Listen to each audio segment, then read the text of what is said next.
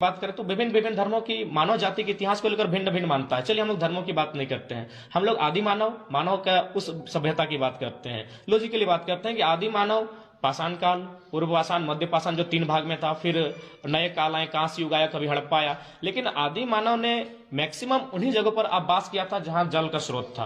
तो आप थोड़ा सा लॉजिक लीजिए, ज्यादा नहीं, दामोदर नदी के इतिहास को खंगालिए। दामोदर नदी जहां से उद्गम हुआ, जहां से बंगाल की खाड़ी में मिली है, उसमें आप जाके दोनों तरफ गांवों का सर्वे कीजिए। वो जो गांव मिलेंगे जिसमें मैक्सिमम, सब नहीं मैं कह रहा हूं, मैक्सिमम गांव कुर्मी समुदाय के मिलेंगे। यानी वो नदी साफ कह रही है कि नदी के किनारे जो लोग बसे हैं वो प्राचीन लोग होते हैं। तो इसलिए जो लोग सवाल खड़ा कर रहे हैं उन्हें चाहिए कि तर्क और तथ्य के साथ खड़ा करें। बाकी किसी की हम लोग भावना पे ठेस ना पहुंचा रहे, ना किसी अधिकार को।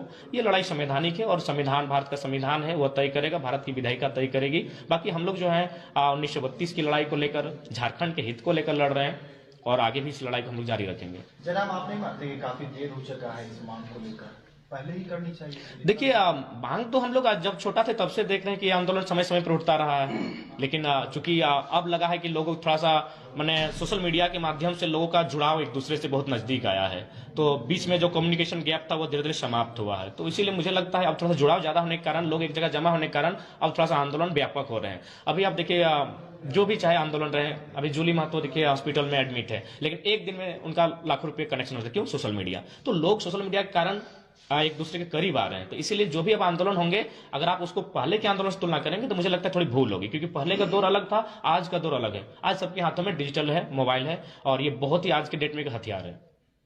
जयराम जी, सरकार में बैठे लोग 32 के मामले पे फिर से विचार करने के लिए कह रहे हैं, उसको किस तरह से देखें?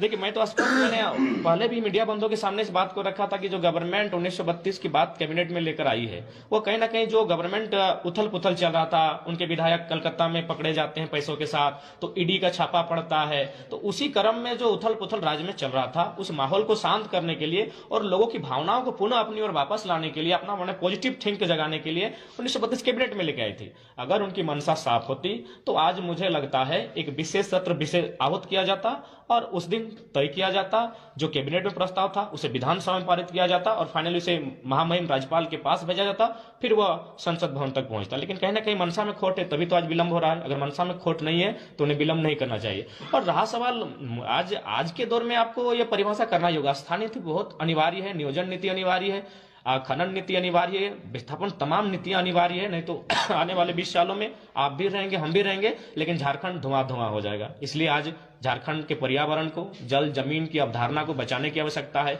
आप देख सकते हैं, उस दिन पेपर पढ़ रहे थे कि स्वर्णरेखा नदी का पानी टाटा को जाता है। अरे भाई, कंपनी का नहीं है, झारखंड यहाँ के मूलवासी आदिवासियों का, जल जमीन जंगल पर उनका अधिकार होना चाहिए।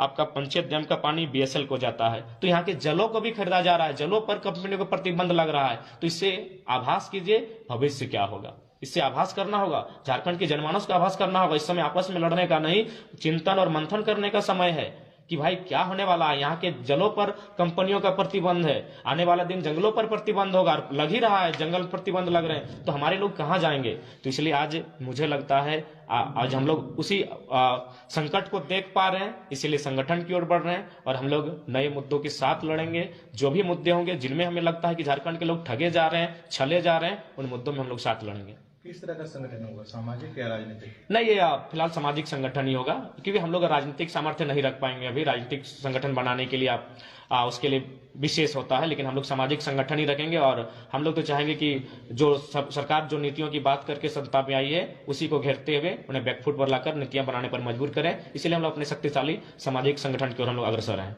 तो क्या झारखंड पूंजीपतियों के हाथ में जा रहा है, निजीकरण हावी है झारखंड? हाँ बिल्कुल, आप देख सकते हैं निजीकरण भी हावी हो रहा है, पूंजीपतियों के चंद मुट्ठी भर लोगों के हाथों में झारखंड जा रहा है। तो इसलिए फिर से आवश्यकता है संगठनिक ढांचा बनाकर पहले कलम पेपर के साथ लड़ा जाए। और निश्चय आप देख सकते हैं, अगर आप बात करें तो झारखंड के क्षेत्र में एक खनन नीति बहुत प्रभावित करती है, लेकिन मुझे लगता है खनन नीति पर राज्य को भी सोचना चाहिए और देश को भी सोचना चाहिए। जिस प्रकार मेघालय और मिजोरम में कोऑपरेटिव सोसाइटी के माध्यम से कोयला का खनन किया जाता है, फाइनली सरकार को 120 रुपया से 180 रुपये प्रति टन रेवेन्यू दिया जाता है, उस प्रकार की व्यवस्था झारखंड में हो। इससे क्या होता है, आम व्यक्ति खुशहाल होगा, इसमें मैक्सिमम लोगों को प्रॉफिट मिलेगा। लेकिन अगर आप चंद मुट्ठी भर कंपनियों को देते हैं तो मिनिमम लोगों को प्रॉफिट मिलता है। देखिए, विजन के साथ अगर सरकार चलेगी ना तो राज्य बहुत खुशहाल होगा। तो इसलिए मेरा मानना, मेरा ही नहीं, भारत का संविधान भी कहता है, भारतीय संविधान अनुच्छेद 39B भी कहता है कि राज्य की भौतिक संपदाओं पर जन समुदाय का अधिकार होगा। लेकिन यहाँ देख रहे हैं राज्य का अधिकार है, यहाँ बड़ी बड़ी कंपनियों का अधिकार है। सुप्रीम कोर्ट 2013 8 जुलाई को भी स्टेटमेंट देती है कि खनिज का मालिक रैयत को होना चाहिए, लेकिन अभी तक इंप्लीमेंट नहीं हो पा रहा है। तो इसलिए मुझे लगता है आज अगर देश की और राज्य की अगर व्यवस्था को सुधारना है, खासकर देखिए पूंजीवाद का विरोधी कोई नहीं हो सकता है, क्योंकि आपके हाथ में जो मोबाइल है वो पूंजी का रूप है, हमारी जेब में जो मोबाइल वो पूंजीवाद का रूप है। लेकिन उसमें एक नियंत्रण होना चाहिए, उसमें एक मानवता होनी चाहिए। मानवता को तार तार करके आप पूंजीवाद को विकसित नहीं कर सकते हैं, अर्थव्यवस्था को आगे नहीं बढ़ा सकते हैं, और ना ही आप शहरीकरण की ओर बढ़ सकते हैं। विस्थापन की बात आती है या उद्योग की बात आती है, निश्चय ही सरकार उद्योग बसाएगी, उद्योग से उसे रेवेन्यू जाएगा, उसी रेवेन्यू से राज्य चलेगा। लेकिन प्रश्न उठता है कि उद्योग कहां बसने चाहिए? उद्योग बसने चाहिए, पहली प्राथमिकता उन बंजर जमीनों पर बसने चाहिए जहां खेती ना हो। तो इसलिए पहला बात, उद्योग उन क्षेत्रों में बसाया जाए जहां खेती ना हो। लेकिन यहां तो हमारी उपजाऊ बहियार खेतों को उजाड़कर उद्योग व्यवस्था की जाती है। उसके बाद शर्त होना चाहिए, आप मुआवजा ठीक से दीजिए, नियोजन अनिश्चित काल, जब तक कि उस जमीन पर उद्योग रहेगा तब तक आप उस परिवार को नियोजन दें अनुकंपा के माध्यम से।